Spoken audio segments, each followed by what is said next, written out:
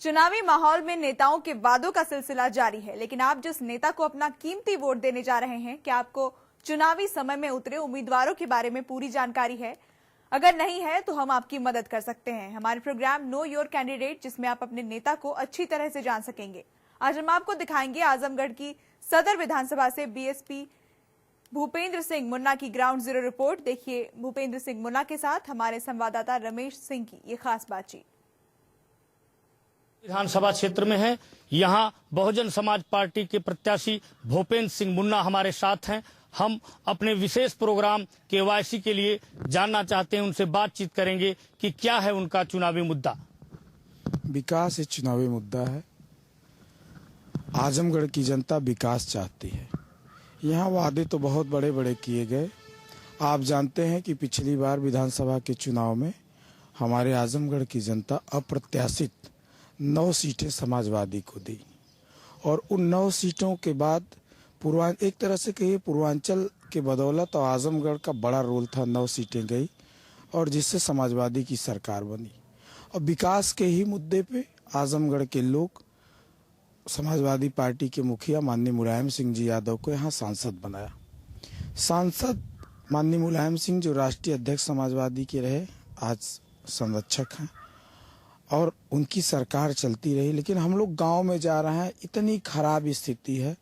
यहाँ पे दूधनाहरा एक गांव है, सेहदा एक गांव है, जो निषाद बस्ती गांव है, गयासपुर गांव है, बहुत सारी चौहान बस्तियां हैं। ये लोग चाहते तो ये राम मनोहर लोहिया के आवास आ रहे थे, राम मनोहर लोहिया गांव चिन्हित कर रहे थे, लेकिन एक विशेष बिरादरी देख के ये लोग चिन्हित किए और वहाँ सिर्फ मंडैया हैं। गांव में बिल्कुल इतनी बुरी दशा रास्तों की है कि हम तो सोच ही नहीं सकते थे कि आजमगढ़ सदर विधानसभा है, जिसमें इतने दिन से लोग जिताते चले आ रहे हैं एक ही व्यक्ति को।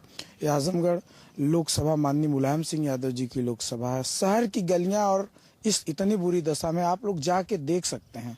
काम बोलता है इनका स्लोगन है, लेकिन हम यहाँ पे जा रहे हैं तो बिल्कुल ऊपर डॉक्टर साहब रहते हैं, डिस्पेंसरी है और पूरा रास्ता ब्लॉक है, घुटने भर पानी है। मैं उस दिन रिकॉर्डिंग कराया था, व्हाट्सएप पे करा के हमने लोगों को भिजवाया।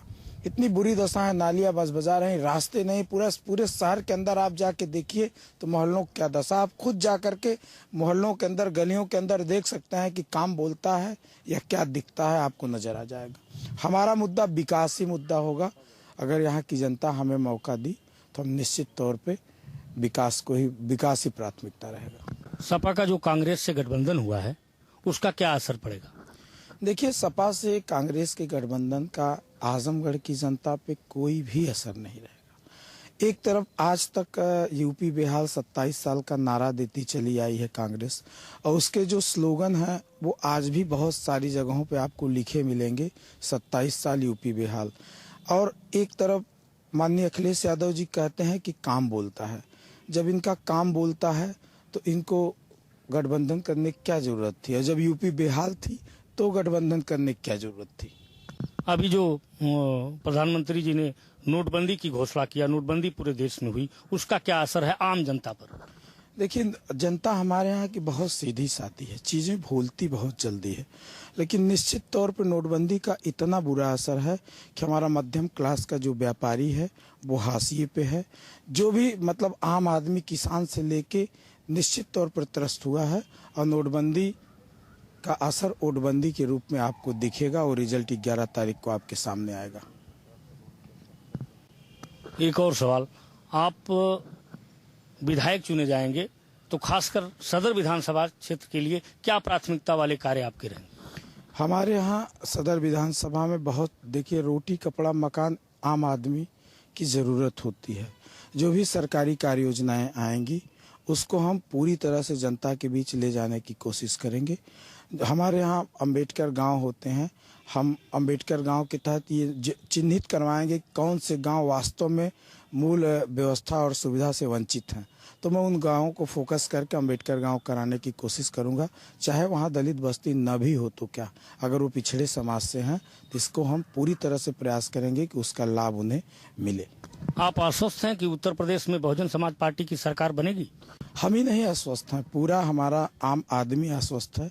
कानून व्यवस्था के नाम पे, लॉ एंड ऑर्डर के नाम पे और जिस तरह की पूरे प्रदेश की स्थिति है, आप देखिए पश्चिमी उत्तर प्रदेश से जहाँ पे हमें कमज़ोर माना जाता तो वहाँ से हम एक तरफा बढ़त लेते हुए चले आ रहे हैं। तो जो अभी स्थिति है, जिस तरह का समर्थन आम आदमी को का है, समाजवादी के रीत नीति और इनका जो अभी नौटंकी चला है पूरे परिवार को, उसको पूरा देश देखा है। किसी पार्टी के राष्ट्रीय अध्यक्ष और मुख्यमंत्री की जो गरिमा होती है, उस गरिमा को उन्होंने गिराया। मुख्यमंत्री भाषण देते हैं और उनके काबीना मंत्री, प्रदेश अध्यक्ष लाउडर छीनते हैं। किस तरह से समाजवादी की कार्यालय पे आशू मलिक जी को मारा जाता है, थप्पड़ मारा जाता है और मुख्यमंत्री जी के सामने मारा पीटा जाता है। और कार्यालय पे किस तरह का हुड़दंग हुआ है, कार्यालय में शिवपाल जी के कमरे पे ताला मारा जाता है, कब्जा किया जाता है।